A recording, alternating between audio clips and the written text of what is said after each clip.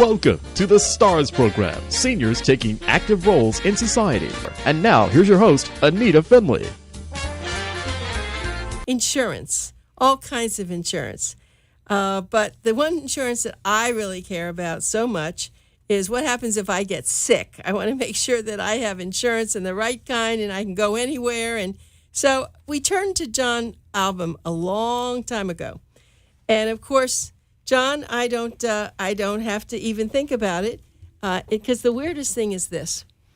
And I really resent it a lot. I don't resent it for me, but I know that when people who are sick call an office, and even before they get to say who they are, they say, "What kind of insurance do you have?" I mean, I think that's a little rude for me. But, it is. And you know, people do that. I mean, as soon as they say their name, they say, "Well, do you have insurance? What kind do you have?" They don't even get a chance to say anything. Why do they do that? I don't know. It's something that's become a lot more prevalent now than it was a few years ago. And if they hear the name of an insurance company, especially like with Medicare, they say, "Oh, that's not on our network." Well, you take Medicare, don't you? Yes. Well, then you take a supplement because Medicare pays first and we pay after Medicare.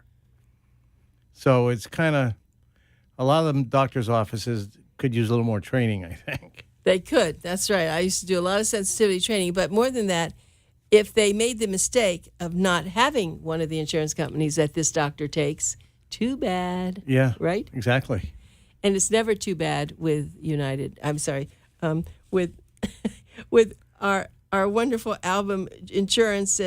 And I have to say that I've been so pleased with our health care because United American is, I don't know how I would even describe it. It's kind of like free of every worry. I mean, I carry it in my wallet, my United American, and I just have it. Here I have it, right here. Here I'm pulling it out in front of me, and I think I've been a member. Oh, I don't know. I've been a member a long, long time. Was it 2002? I have that on my policy effective date. Is that right? Yep. And I don't even know how I found you, but I'm sure glad I did. I am too. But it is. I mean, put it right there close to my heart because it's very important. And I know that people, and I said this before, I don't think people should treat people differently because they have that great insurance. I get treated very well, but I know some people don't because they don't have that insurance. It really, it's funny when you read some of the policyholder testimonies and they'll say, "Wow, since I switched to United American from an Advantage plan or from an HMO or a PPO, now I go in the doctor's office and they smile and they say, 'We'll be right with you,' instead of just saying, 'Take a seat and we'll get to you when we can.'" Yeah, I know. I mean, I have a problem with that, even though I'm glad I have United American. But people, as you said, they really shouldn't do that. But I think from a doctor's point of view, and I'm just going to share that because I have heard from some doctors, some of the insurance companies, whatever kind they are, not United American or the ones that are like you, and what do we call your kind? It's a Medicare supplement. Medicare or supplement. Medigap plan. They're synonymous. Okay, yeah. Medigap. They have literally almost been put out of business because they don't get the payments as quickly as they should. And so the doctors have a real problem. That's why they don't treat a lot of the insurance companies the same, because I know United American must pay very quickly because I never have any complaints. Yes, they do. And the greatest thing about it is doctors are stuck in a network with the Advantage plans, and they can only charge earn what the Advantage plan decides to give them, what they're contracted for. And they also get penalized if they give too many referrals and they do these things and those things. And it just, a lot of doctors are dropping out of the Advantage market and just sticking with Medicare. Yeah, it's, I know I have to say this because I do have advertisers who are HMOs. And for a lot of people, I'd say maybe, I don't know how many millions of people, it's probably what they can have because they can't afford more. But what I fault is, even if that's true, there still should be maybe going back to that HMO. They should pay the doctors so everybody is treated well. I agree. And if they would do that, we wouldn't have all this what we're talking about. But now that I've said that, I will tell you, I would beg, borrow, and steal the money to pay for United American. I am not going to go back on the other. I don't know what I'd have to do if I couldn't afford it, but I am so spoiled. I totally agree. And I mean, sadly, some people are forced into the Advantage plans because of finances. And then there's other people who they may not travel and they kind of just stay right in their same little neighborhood, so to speak, and their doctor's in it, so, accepts it, so they just stay. They see no reason to move. But there's others who are seasonal residents, and when they leave, their plan doesn't really go with them. So with a supplement, it goes anywhere in the country. Well, the other thing we've never really covered is if I all of a sudden have a pain in my back, I make an appointment with an orthopedic surgeon. I never call anybody for permission. That's right. So you let's don't need talk referrals. about that. You don't need, that is the greatest part. I've had health issues from time to time, and my family doctor or internist or primary, whatever title you want to give him, will say, well, this one over at Holy Cross is really good. Why don't you make an appointment, go see him? But it's not a referral. It's just a suggestion. Otherwise, with most of the Medicare Advantage plans, you go to your primary, make an appointment, pay a copay. They, in turn, say, we'll issue a referral to Dr. So-and-so or to some medical group, and then you wait, and you wait. And finally, they say, we've got the permission for the referral, and you get to the whoever you've been referred to, and quite often they say, well, we don't have the referral yet, so you'll have to come back. I'm shaking my head, John Ahlbum, who is the owner of the Ahlbum Insurance Group. We're talking about United American.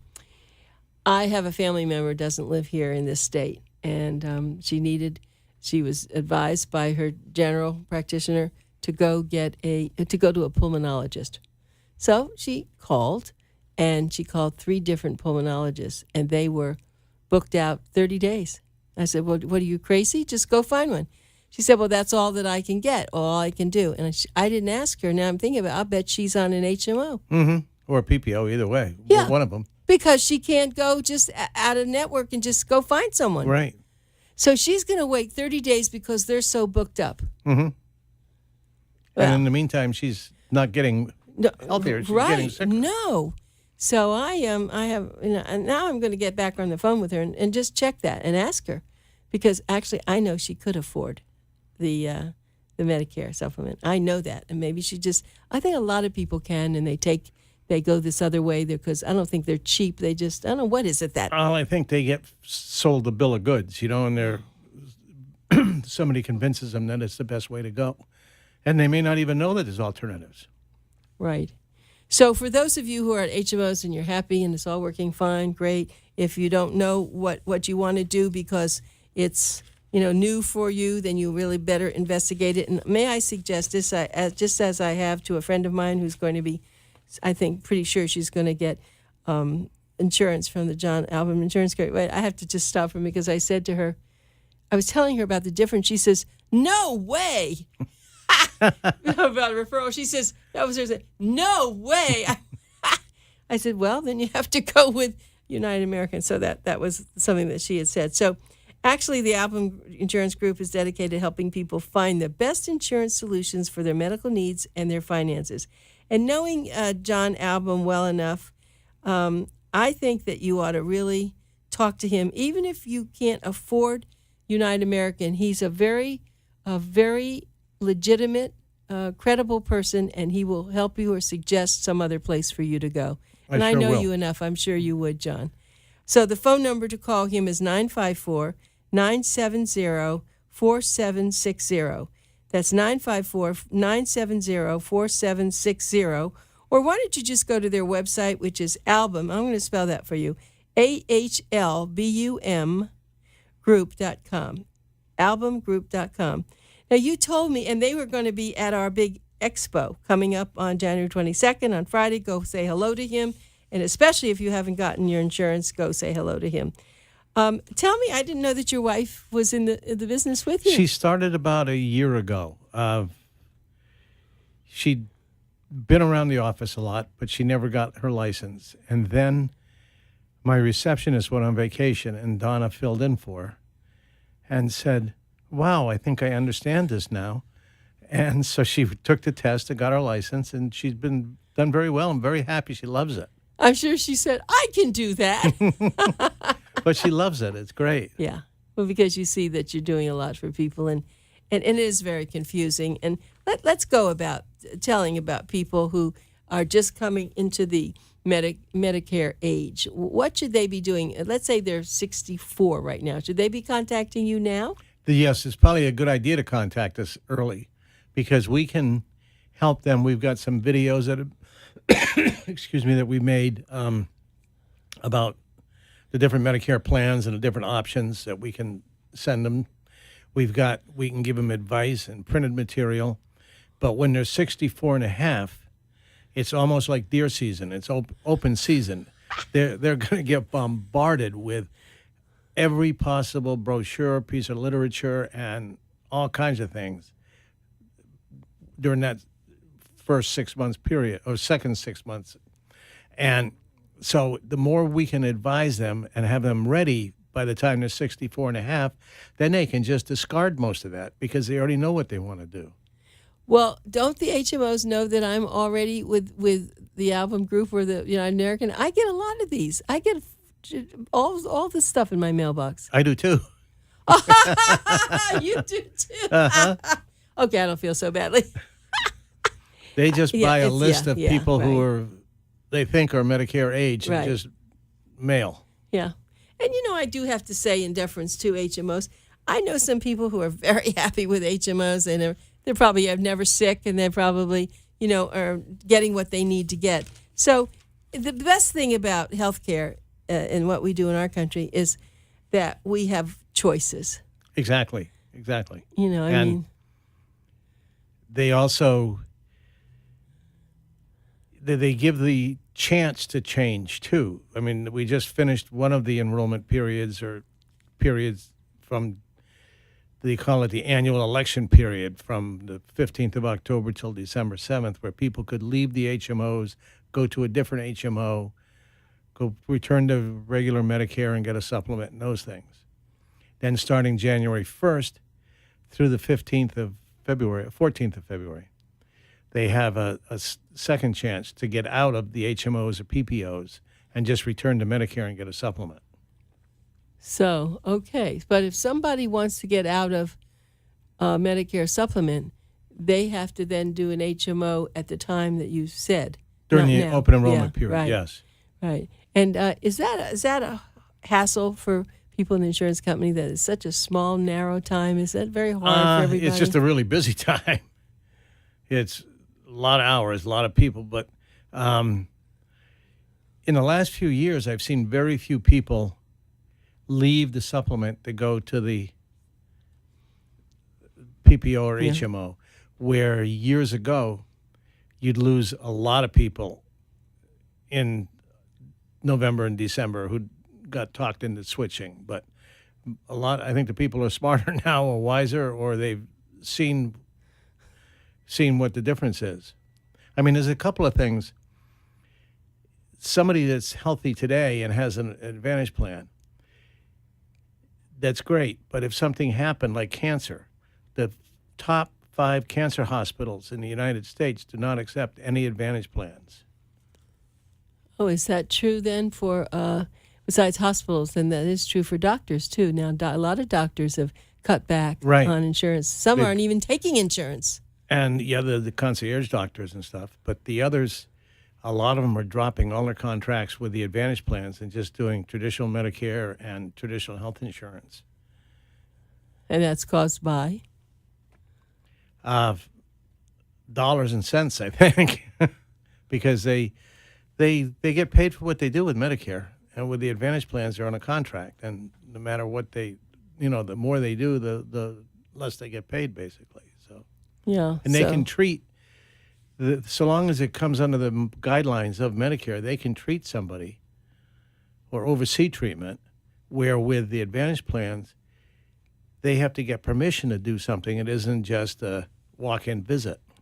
I have a doctor who will go unnamed who says if he really thinks that patient needs it, he goes to that HMO and he demands it, and he goes crazy.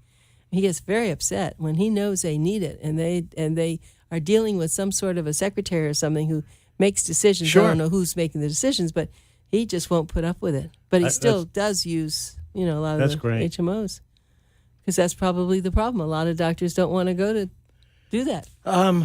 And sometimes they're driven by market. They to keep their patient base up. They're in an area where they have to do a lot of HMO and PPO stuff. Miami-Dade is a big HMO PPO area. I know it is, and of course, early years, maybe when the Cuban people first started really come to Miami, I know they were used to what they had in Cuba. Every corner, there was another like doctor. a clinic. Exactly, it was a clinic, and that's how they survived. And then I think someone got greedy. I think a lot of people started taking people and not doing what they're supposed to, charging HMOs.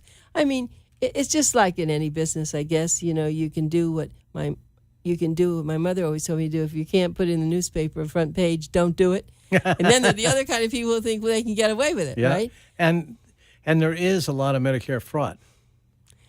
And Miami is really ground zero. At least it used to be ground zero for the whole country for fraud. And now it's kind of expanded across the country. But right. In fact, I just got they may be coming to the expo, something to do with Medicare Patrol. It's the American something, and they watch over that people are not being hurt by some of the injustices that go around. So I think they inquired about coming, and I'm not sure if they have. That's great. I'd love to meet them. Yeah, I will. Leonie was handling this, and it's kind of faded out of my brain, but I will definitely do it. So let me tell everybody who we're talking to now. It's John Ahlbum. You've heard of him before.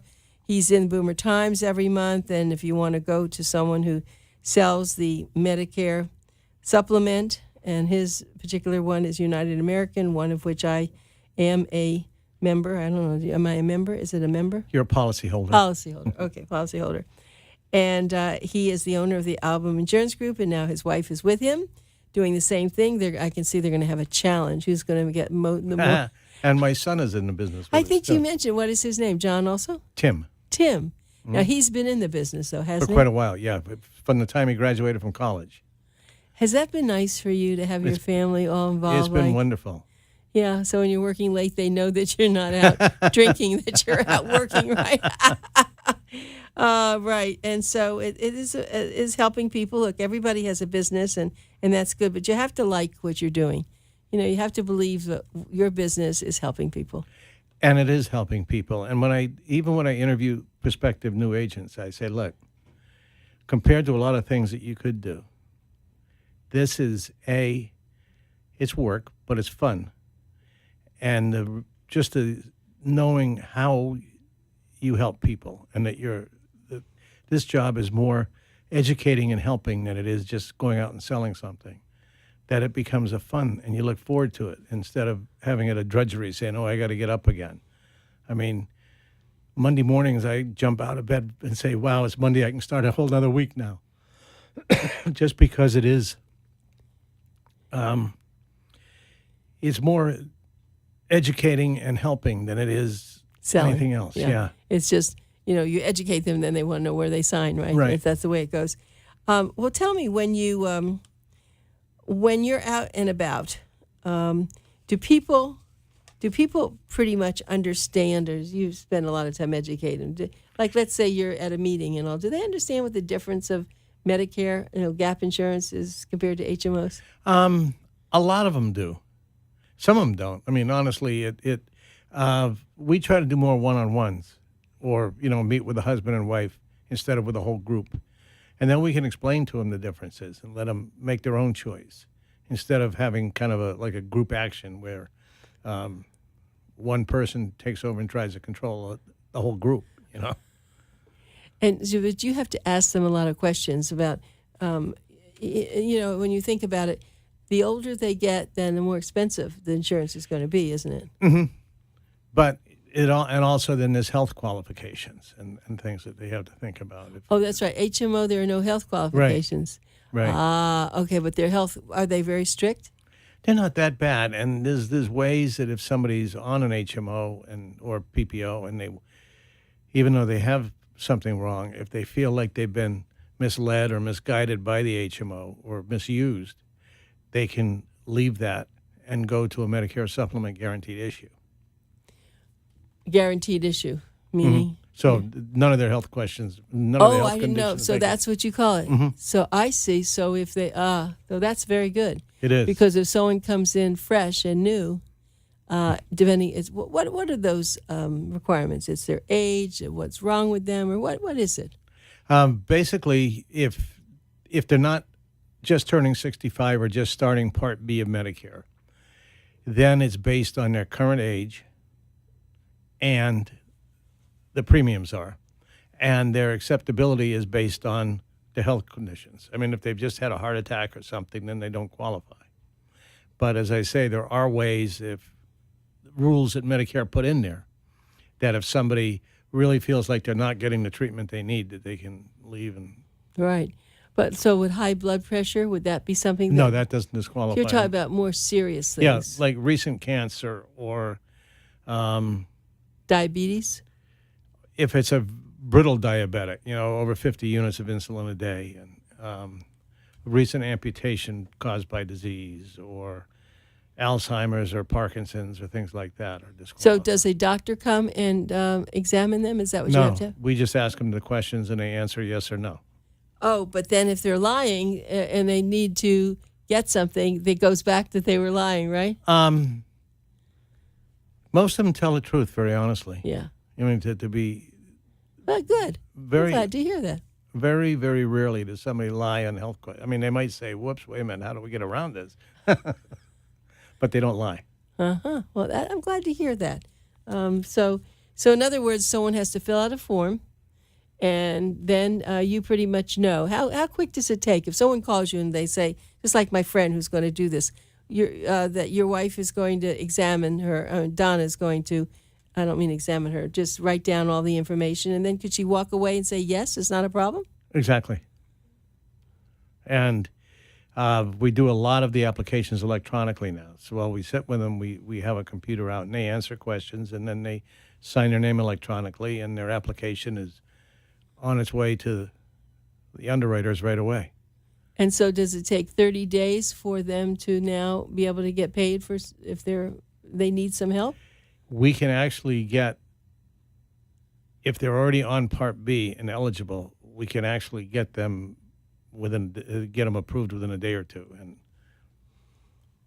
that's really good because someone could just have something happen to them, and so sometimes things, I don't know, certain policies, I think, right. Don't they wait? Yes. Maybe life insurance or something, or there are some waiting periods in policies. But so if someone came to you and you took care of them, and you had the Medicare, they had the Medicare supplement, and then they want something else. Now you are an insurance executive, and can you sell them something else, or you just refer them to someone? We can, but we really specialize just in Medicare. We want to be the best at what we do. So I've got other contacts or friends that I trust in the industry that I'll refer to, like for long-term care and life insurance and things like that specialize in those particular things. It's becoming more of a specialized field instead of being a general practitioner. Everybody's becoming a specialist, so to speak. And one thing I'll say is my policy, my premium, which I think is $299, has not gone up. I don't know when it went up last. So why doesn't it go up? I'm glad, but I'm just... And you also, what I tell people is, especially ladies, I say, you'll always be 65. But only as far as the premium goes and the paperwork. I wish I could do it in real life, but I can't. But as far as your premium goes, you'll never age. You'll always pay the same thing that a 65-year-old is paying, or a 70-year-old, whatever age they are when the policy becomes effective. So you group everybody in by age, but is it by any other factors? No, basically that's it. Or a smoker and non-smoker are the only other factors that have anything to do with the premium. Huh.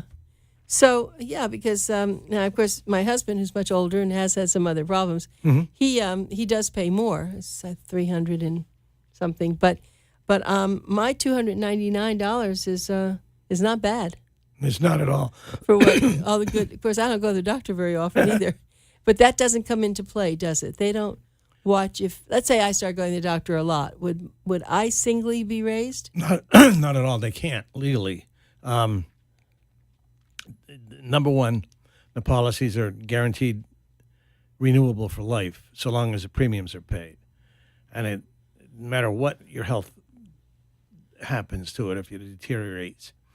And they can't penalize you because you've had a lot of claims. The only way you can get a rate increase really is if the cost of living across the state goes up, or the amount of claims statewide dictate that they have to go up a few dollars on the premium. But other than that, you can't be singled out as one person. I think that's absolutely a wonderful thing that they came up with. How long has this kind of Medicare supplement been around? Medicare started in 1960. Yeah. And the supplement started about 6 months after that as Medigap plans. Back when it first started, there were no real guidelines by each company kind of come out with their own benefits and own this and own that. And sometimes people would think they had to have two different plans because one offered this and one offered that. So really? In 1993, they standardized all the Medicare plans so that every company sold a Plan F as a Plan F, and it's the same across the board, or an A or a B or whatever plan they have. And they also made it illegal to sell somebody more than one Medicare supplement, so that it protected the consumer, and it also standardized it so everybody knew what they were getting or getting the same type of thing. So there's a lot of history to this. Yes. And have you been in the business throughout all this? I've been in the business as of yesterday 23 years. Congratulations. Thank you. So you've seen a lot of this stuff, and now you know that. Yes. So it sounds like they figured it out, and I guess it's the so good for them, good for you, and don't forget John Ahlbum, who is the Ahlbum Insurance Group. Call him at 954-970-4760, or go to his website ahlbumgroup.com, or visit him at the Boomer Expo. Thank you, John. Thank you, Anita.